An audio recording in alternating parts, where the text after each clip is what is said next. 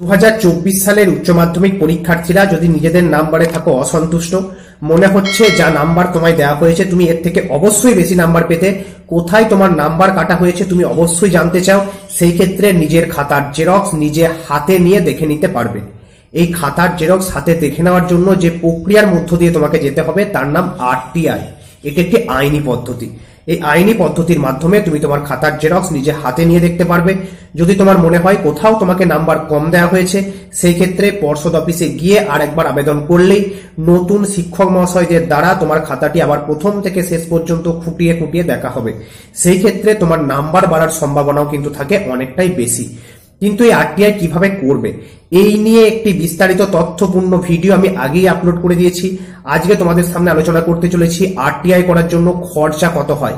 তোমরা বারবার এই প্রশ্নটি জিজ্ঞেস করছিলে, দাদা আরটিআই করতে কি অনেক খরচা হয়? 300 টাকা, 500 টাকা, 1000 টাকা করে কি লাগে এক একটি সাবজেক্ট পিছু? তাহলে এত টাকা দিয়ে আরটিআই করবো না। দেখো, এত টাকা লাগে না। আরটিআই করার জন্য খুবই স্বল্প মূল্য তোমাদের লেগে থাকে, কিন্তু একটি আইনি পদ্ধতির মধ্য দিয়ে তোমাদের কিন্তু যেতে হবে। আরটিআই আবেদন কি করে করবে এই নিয়ে বিস্তারিত তথ্য আগে আলোচনা করা আছে। পারলে হাতে সময় থাকলে একবার অবশ্যই ভিডিওটি কিন্তু দেখে নিও। আজকে আলোচনা করছি কত টাকা তোমাদের খরচা হবে। দেখো, আরটিআই করার জন্য তোমার একটি অ্যাপ্লিকেশন লিখতে হয় এবং সেই অ্যাপ্লিকেশনে 10 টাকা দিয়ে একটি কোর্ট ফি আটকাতে হয়। এখানে 10 টাকা খরচা হচ্ছে।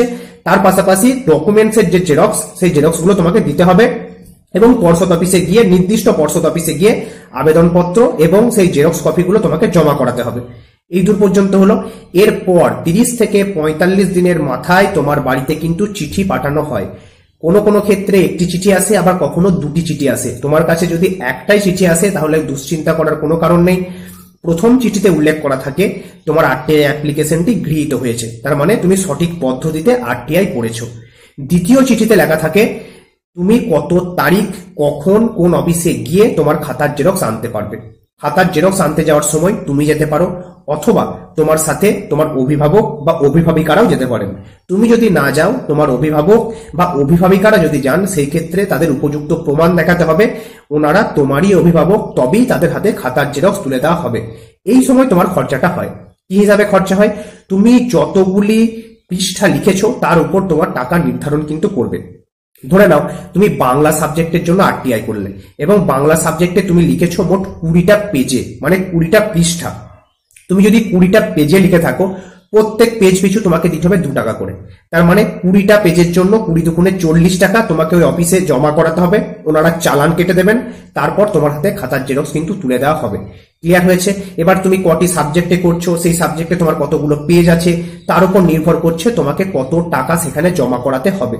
বোঝা গেছে? এছাড়া আর এক্সট্রা কোনো খরচা কিন্তু তোমার হবে না। এটি হচ্ছে তোমার খরচা, প্রত্যেক পৃষ্ঠা পিছু 2 টাকা করে। ক্লিয়ার হয়েছে?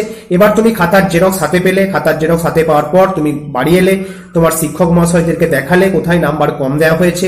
ওনারা যদি তোমায় বলেন হ্যাঁ তোমাকে নাম্বার কম দেওয়া হয়েছে, এই জায়গায় তুমি অবশ্যই নাম্বার পেতে, তোমার নাম্বার পাওয়ার জন্য অনেকটা সুযোগ রয়েছে, সেই ক্ষেত্রে তোমাকে আরেকবার পর্ষদ অফিস যেতে হবে, গিয়ে আরেকটি অ্যাপ্লিকেশন তোমায় লিখতে হবে যে তোমার খাতাতে নাম্বার কম দেওয়া হয়েছে, তুমি আরেকবার খাতাটি নতুন করে চেক করতে চাও। সেই ক্ষেত্রে পর্ষদ অফিসাররা তোমার যে অ্যাপ্লিকেশন, সেই অ্যাপ্লিকেশনটি গ্রহণ করবেন এবং নতুন শিক্ষক মহাশয়দেরকে দিয়ে তোমার খাতাটি পুনরায় কিন্তু চেক করে দেখা হবে।